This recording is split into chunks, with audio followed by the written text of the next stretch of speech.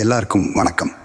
இன்னைக்கு நம்ம பார்க்க போகிற ஒரு குட்டி கதை நம்ம வாழ்க்கையை நாம் எப்படி பார்க்குறோம் அப்படிங்கிறதையே மாற்றிடும். ஒரு ஊரில் ஒரு சாதாரண தெருநாய் ஒன்று இருந்துச்சு. ஒரு நாள் அது எதேச்சையாக ஒரு அரண்மனைக்குள்ளே நுழையுது. அந்த அரண்மனை ரொம்ப பிரம்மாண்டமானது. அங்கே ஒரு அறை, அந்த அறைக்குள்ளே போன அந்த நாய் அவர்களுக்கு ஒரு நிமிஷம் தூக்கி வாரி போடுது. ஏன்னா அந்த அறைக்குள்ளே சுற்றியும் நூற்றுக்கணக்கான நாய்கள். இது எப்போ அந்த நாய்களை பார்த்ததோ அப்போவே அது அவங்களுக்கு ஒரு எரிச்சல் வருது. உடனே உர்ரு உர்ரு அப்படின்னு ஒரு சத்தம் கொடுக்குது. ஆச்சரியம் என்னன்னா, அங்கிருந்த அந்த 100 நாய்களும் இதை பார்த்து பதில் அவர்களுக்கு உர் உர் உர் அப்படின்னு உருமுது. நம்ம தெருநாய் அவர்களுக்கு லேசாக பயம் வந்தாலும் கோபம் தான் அதிகமாக வருது. கோபத்தில் லோல் லோல் பயங்கரமாக குறைக்க ஆரம்பிக்குது.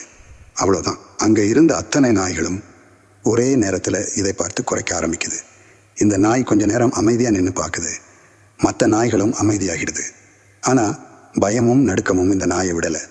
ஒரு கட்டத்தில் வெறி பிடிச்ச மாதிரி தன் தொண்டை கிழியற அளவு அவர்களுக்கு அந்த நாய் குறைச்சிக்கிட்டே உண்டு.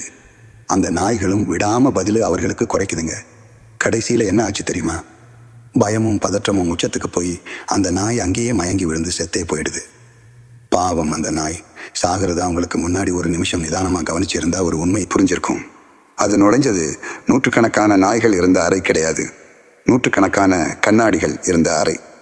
அதை சுற்றி இருந்தது வேற எந்த நாயும் இல்லை, அதோட சொந்த பிம்பங்கள் தான்.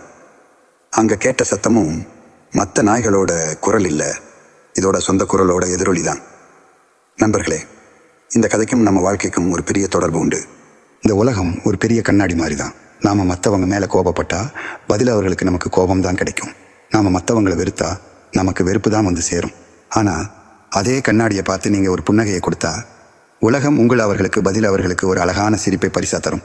நீங்கள் எதை விதைக்கிறீங்களோ அதை தான் அறுவடை செய்வீங்க. உங்கள் அவர்களுக்கு அன்பு வேணும்னா முதல்ல அன்பை கொடுக்க ஆரம்பிங்க. உங்கள் உலகம் எப்படி இருக்கணும்னு நீங்கள் நினைக்கிறீங்களோ முதல்ல நீங்கள் அப்படி மாறுங்க. இந்த உலகம் உங்களை காயப்படுத்தலை, உங்கள் பிம்பம் தான் உங்களை காயப்படுத்துது. உலகத்தை மாற்ற முயற்சி பண்ணுறதை விட உங்களை நீங்கள் மாற்றிக்கிட்டா உங்களை சுற்றி இருக்கிற எல்லாமே அழகாக தெரியும்.